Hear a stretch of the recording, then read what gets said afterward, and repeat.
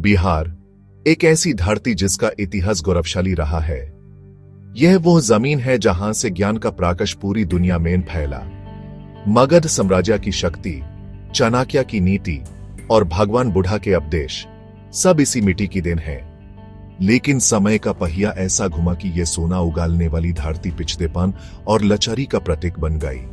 आजादी के बाद भी कई दशकों तक बिहार विकास की दौड़ में बहुत पीछे छूट गया। इसके पीछे कोई एक नहीं बल्कि कई बड़े कारण थे। राजनीति की इच्छाशक्ति की कमी, भ्रष्टाचार का गहरा जाल और जातिवाद की जहरीली बिल ने बिहार की प्रगति को जकड़ लिया था।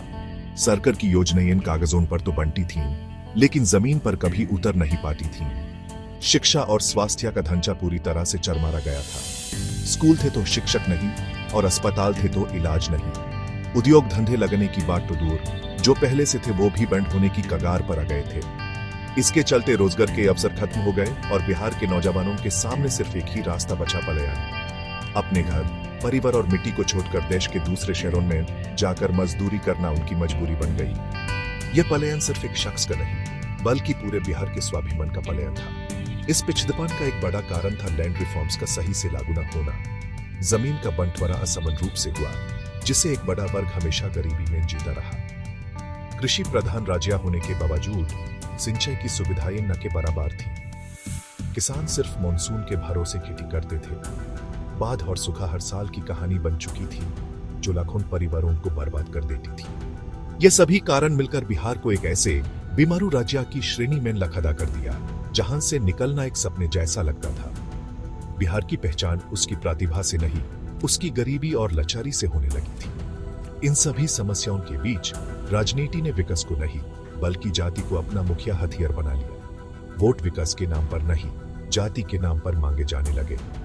समाज को अलग अलग गुटों में बांट दिया गया, जिससे विकास का मुद्दा हमेशा के लिए गायब हो गया। नतीजा यह हुआ कि बिहार, जो कभी देश को दिशा दिखाता था, वो खुद दिशाहीन हो गया। लोगों के मन में निराशा और गुस्सा भर गया था। उन्हें एक ऐसे बदलाव का इंतजार था जो उन्हें अंधेरे से निकालकर विकास की रोशनी दिखा सके। ये बिहार के उस दौर की कहानी है जिसे याद करके आज भी लोगों की आंखें नम हो जाती है। 1990 का दशक बिहार की राजनीति में एक बड़े बदलाव का संकेत लेकर आया। कांग्रेस की सत्ता खत्म हुई और लालू प्रसाद यादव की आरजेडी यानी राष्ट्रीय जनता दल ने शासन की बगदौर संभाली। यह दौर सामाजिक न्याय यानी सोशल जस्टिस के नाम पर शुरू हुआ। पिछड़े और दलित समाज को सम्मान और आवाज देने का वादा किया गया। यह एक जरूरी बदलाव था, क्योंकि सदियों से दबाए गए वर्गों को मुख्यधारा में लाना जरूरी था। लेकिन विकास और सम्मान के बीच संतुलन बनाना मुश्किल हो गया। धीरे धीरे सामाजिक न्याय की राजनीति जातिवाद की भाटी में तपने लगी और विकास का मुद्दा कहीं पीछे छूट गया। इस 15 साल के शासनकाल को कई लोग बिहार का जंगल राज भी कहते हैं। कानून व्यवस्था की स्थिति बेहद खराब हो गई।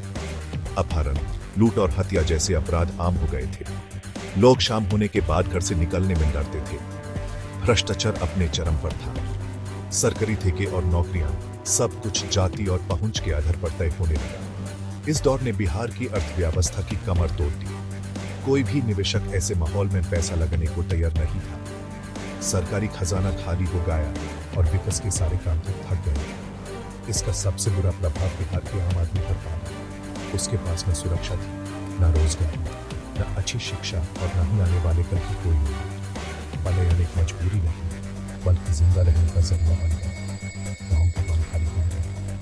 बिहार के लोग देश के दूसरे हिस्सों में जाकर अपनी मेहनत से उन शहरों को तो बना रहे थे, लेकिन उनका अपना घर, अपना राज्य पूछता जा रहा था। लेकिन ऐसी स्थिति में जब उनके लोग इस दुनिया को छोड़ते हैं, उनको भी फिक्र जाकर सब कुछ था। हालांकि वो लोग नहीं थे, पर जमीन का समस्या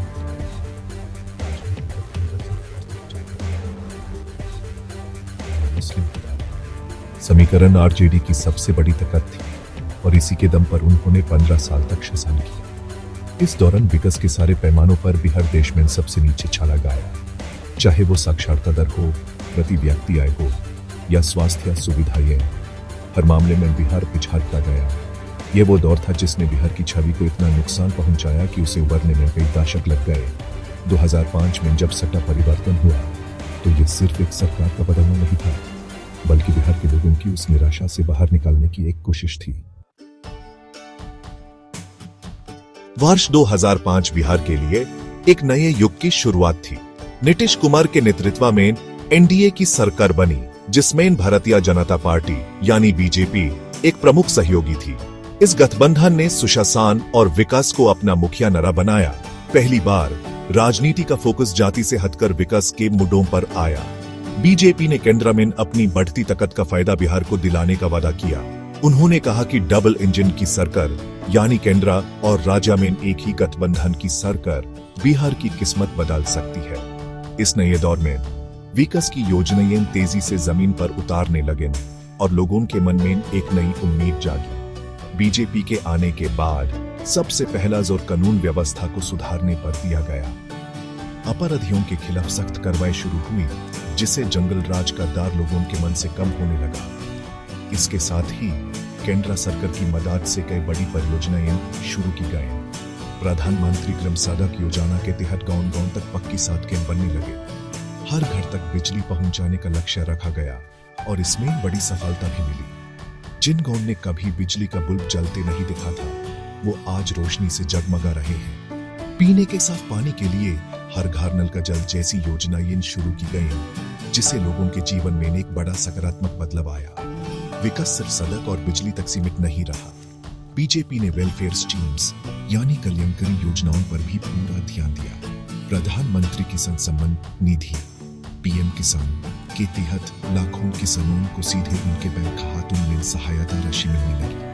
जैसे कि फरवरी 2025 में भागलपुर में 1 करोड़ रुपए के दौरान पीएम किसान की किस्त जारी की गई, जिससे किसानों को बीज और खाद खरीदने में मदद मिली। इसी तरह पीएम आवास योजना के तहत गरीब परिवारों को पक्के घर दिए गए। 50,000 से अधिक घरों की किस्त जारी की गई और सबसे खास बात थी कि कई घरों को रजिस्टर किया गया, जिससे महिला सशक्तिकरण को भी बल मिला। बीजेपी ने अपनी राजनीतिक स्ट्रेटजी को भी बदला। उन्होंने अपनी ट्रेडिशनल अपर कास्ट वोट के साथ-साथ नॉन डोमिनेंट ओबीसीज और दलित समुदायों को भी जोड़ा। विकास और हिंदुत्व के मिशन से उन्होंने एक नया वोटर लिस्ट तैयार किया, जिसे लाभार्थी वर्ग यानी बेनिफिशियरीज का वर्ग कहा गया। ये वो लोग थे जिन्हें सरकारी योजनाओं का सीधा लाभ मिला। इस स्ट्रेटजी ने बीजेपी को बिहार में धीरे-धीरे सबसे बड़ी पार्टी बना दिया। 2005 में जब बीजेपी के पास सिर्फ 37 सीटें थीं, वहीं 2025 तक आते-आते ये 80 सीट्स के साथ राज्य की सबसे मजबूत राजनीतिक शक्ति बन चुकी है।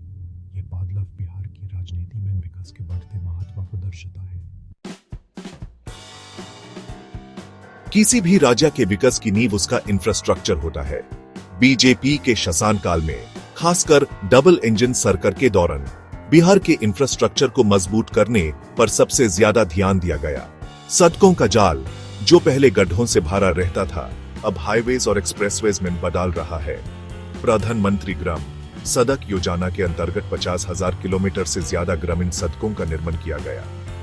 इससे गांव शहरों से जुड़ गए किसानों को अपनी फसल मंडी तक ले जाना आसान हो गया और बच्चों को स्कूल पहुंचना सुविधाजनक हो गया।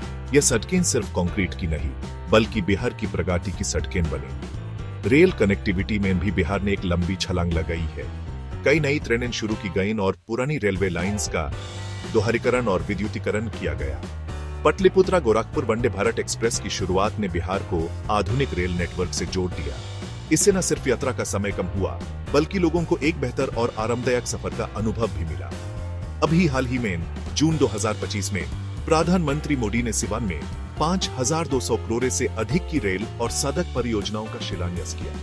ये निवेश इस बात का सबूत है कि केंद्र सरकार बिहार के इंफ्रास्ट्रक्चर को विश्व स्तरीय बनाने के लिए प्रतिबद्ध है। सिर्फ जमीन ही नहीं, आसमान में भी बिहार की उड़ान ऊंची हुई है। पटना एयरपोर्ट, जो कभी छोटा और सुविधाओं से वंचित था, अब एक नए और आधुनिक रूप में उभर रहा है। मई 2025 में प्रधानमंत्री मोदी ने पटना एयरपोर्ट के नए इंटीग्रेटेड टर्मिनल का उद्घाटन किया। इससे यात्रियों की क्षमता बढ़ेगी और बिहार देश और दुनिया से बेहतर तरीके से जुड़ पाएगा। दरभंगा एयरपोर्ट के शुरू होने से मिथिलांचल के लोगों को भी हवाई यात्रा की सुविधा मिली है। आने वाले समय में बिहार में और भी एयरपोर्ट्स बनाने की योजना है, जिससे टूरिज्म और व्यापार को नए पंख मिलेंगे। ये बदलाव बिहार को एक नए आर्थिक युग में ले जाने की तैयारी है। इंफ्रास्ट्रक्चर का विकास सिर्फ कनेक्टिविटी तक सीमित नहीं है, शहरी जीवन को बेहतर बनाने के लिए भी बड़े कदम उठाए गए हैं। नमामि गंगे मिशन के तहत गंगा नदी को साफ करने के लिए नए सीवेज ट्रीटमेंट प्लांट्स लगाए जा रहे हैं। साथ ही 3000 करोड़ की लागत से शहरों में पीने के पानी और नहाने की व्यवस्था को सुधारा जा रहा है। ये सभी परियोजनाएं मिलकर बिहार की एक ऐसी तस्वीर बना रही है जहां विकास सिर्फ राजनीति नहीं बल्कि जमीन है। एक ऐसा बिहार जो अपनी पुरानी पिछली छवि को छोड़कर विकसित और आत्मनिर्भर भविष्य की ओर बढ़ रहा है। इंफ्रास्ट्रक्चर के विकास का सीधा असर राज्य की आर्थिक प्रगति पर पड़ता है। सदियों तक बिहार की पहचान एक कृषि प्रधान राज्य की रही, लेकिन उद्योग के नाम पर यहां कुछ भी नहीं था। लेकिन अब स्थिति बदल रही है। केंद्र और राज्य सरकार की कोशिशों से बिहार में निवेश का माहौल बन रहा है। इसका एक बेहतरीन उदाहरण है मरहोवरा में बनी लोकोमोटिव फैक्ट्री। यहां बने मेड इन इंडिया इंजन का पहली बार अफ्रीका को निर्यात किया गया। यह एक ऐतिहासिक पल था, क्योंकि इसने बिहार को ग्लोबल सप्लाई चेन का एक महत्वपूर्ण हिस्सा बना दिया। यह दिखाता है कि बिहार में अब सिर्फ खेती नहीं, बल्कि मैन्युफैक्चरिंग की भी अपार संभावनाएं हैं। सरकार ने रोजगार पैदा करने के लिए मेक इन इंडिया और स्टार्टअप इंडिया जैसी योजनाओं को बिहार में बढ़ावा दिया है। छोटे और मझोले उद्योगों को प्रोत्साहित किया जा रहा है, क्योंकि ये सबसे ज्यादा नौकरियां पैदा करते हैं।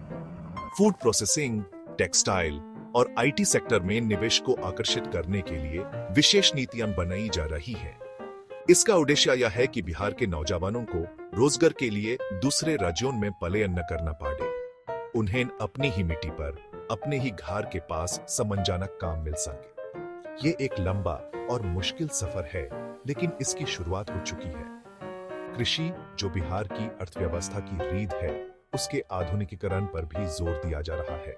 पीएम किसान जैसी योजनाओं से किसानों को आर्थिक सहायता तो मिल ही रही है, साथ ही उन्हें बेहतर बीज, खाद और सिंचाई की सुविधाएं भी मुहैया कराई जा रही हैं। ऑर्गेनिक फार्मिंग और किसान उत्पादक संगठनों को बढ़ावा दिया जा रहा है, ताकि किसान अपनी उपज का सही दाम पा सके। जब किसान समृद्ध होगा, तभी बिहार समृद्ध होगा। इसलिए कृषि सेक्टर में निवेश को प्राथमिकता दी जा रही है। इससे न सिर्फ किसानों की आय बढ़ेगी, बल्कि ग्रामीण अर्थव्यवस्था भी मजबूत होगी। आर्थिक विकास का सबसे बड़ा पैमाना होता है प्रति व्यक्ति आय में वृद्धि। पिछले कुछ वर्षों में बिहार की विकास दर देश के कई अन्य राज्यों से बेहतर रही है। हालांकि प्रति व्यक्ति आय के मामले में बिहार अभी भी पीछे है, लेकिन इसमें लगातार सुधार हो रहा है।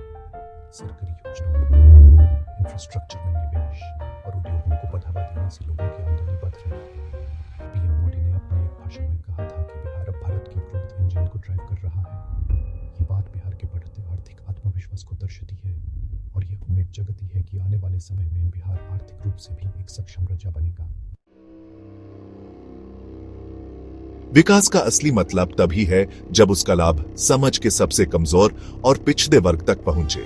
बीजेपी और उसके सहयोगी दलों ने इस बात को समझा और अपनी योजनाओं के केंद्र में गरीब कल्याण और महिला सशक्तिकरण को रखा। सत्ता में आने के बाद सबसे बड़े सामाजिक बदलावों में से एक था महिलाओं को शासन और समाज में बराबरी का अधिकार देना। पंचायती राज संस्थाओं में महिलाओं के लिए 50% आरक्षण एक क्रांतिकारी कदम साबित हुआ। इससे हजारों महिलाएं गांव की प्रमुख और सरपंच बनी और उन्होंने अपने गांव के विकास की कहानी खुद लिखी। यह सिर्फ एक पढ़ नहीं था, बल्कि उनके आत्मविश्वास और सम्मान की जीत थी। महिला सशक्तिकरण को आगे बढ़ाते हुए बेटी बचाओ, बेटी पढ़ाओ जैसी योजनाओं को जमीन पर उतारा गया। स्कूल जाने वाली लड़कियों के लिए साइकिल और पोशाक जैसी योजनाएं शुरू की गई, जिससे स्कूल में लड़कियों की संख्या बढ़ी और ड्रॉप आउट रेट कम हुआ। प्रधानमंत्री आवास योजना के तहत बनने वाले घरों को महिलाओं के नाम पर रजिस्टर करने को प्राथमिकता दी गई। इससे उन्हें संपत्ति का अधिकार मिला और परिवार में उनका सम्मान बढ़ा। उज्ज्वला योजना के तहत गरीब परिवारों को मुफ्त गैस सिलेंडर दिए गए, जिससे महिलाओं को धुएं भरे चूल्हे से आजादी मिली। ये छोटे छोटे बदलाव मिलकर एक बड़े सामाजिक परिवर्तन की नींव रख रहे हैं। गरीब कल्याण हमेशा से सरकार की प्राथमिकता रही है। आयुष्मान भारत योजना के तहत गरीब परिवारों को 5 लाख रुपए तक का मुफ्त इलाज मिल रहा है। इसने लाखों लोगों को बीमारी के कारण कर्ज के बोझ तले दबने से बचाया है। कोरोना महामारी के दौरान प्रधानमंत्री गरीब कल्याण अन्न योजना के तहत करोड़ों लोगों को मुफ्त अनाज दिया गया। ताकि कोई भी भूखा न सोए। यह योजनाएं इस बात का प्रमाण है कि सरकार सबका साथ सबका विकास के मंत्र पर काम कर रही है। विकास की दौड़ में कोई भी पीछे न छूटे, इसका पूरा ध्यान रखा जा रहा है। सामाजिक बदलाव सिर्फ योजनाओं से नहीं, सोच बदलने से भी आता है। स्वच्छ भारत मिशन ने बिहार में सफाई को एक जन आंदोलन बना दिया। गांव-गांव में शौचालयों का निर्माण हुआ, जिसे न सिर्फ बीमारियां कम हुई बल्कि महिलाओं को सुरक्षा और सम्मान भी मिला। ये सभी प्रयास मिलकर बिहार की सामाजिक तस्वीर को बदल रहे हैं। जातिवाद की दीवारें कमजोर हो रही है और विकास एक नया वोट बैंक बन रहा है। लोग अब जाति से ऊपर उठकर अपने बच्चों के बेहतर भविष्य के लिए वोट करना चाहते हैं। यह एक सकारात्मक और जरूरी बदलाव है जो बिहार को एक विकसित राज्य बनाने के सपने को साकार कर सकता है।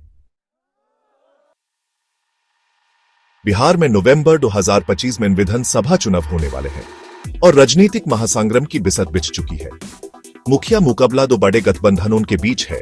एक तरफ है सटरूद एनडीए, जिसमें बीजेपी और जेडीयू जैसे दल हैं, और दूसरी तरफ है महागठबंधन, जिसमें आरजेडी, कांग्रेस और लेफ्ट पार्टियां शामिल हैं।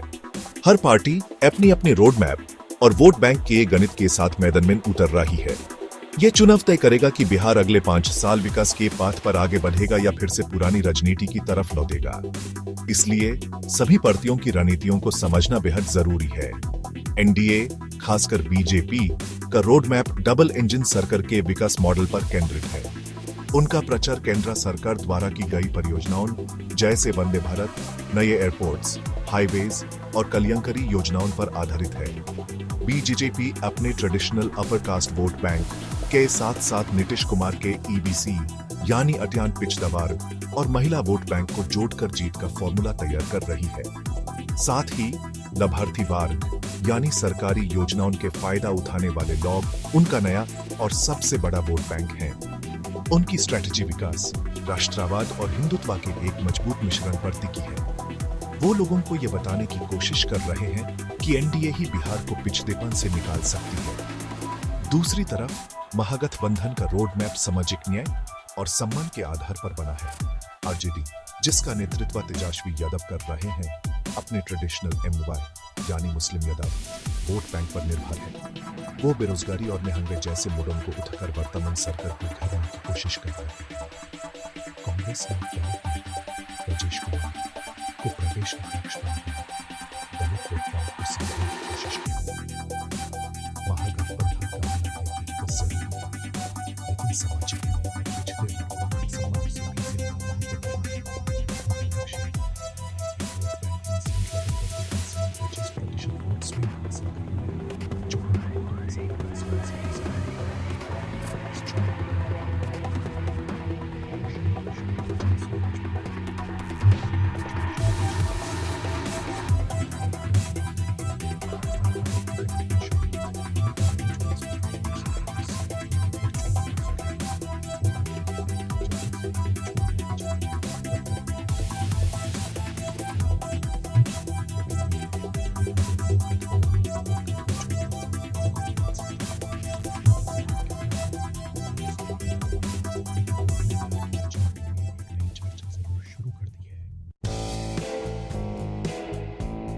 यह सवाल आज हर बिहारी के मन में है।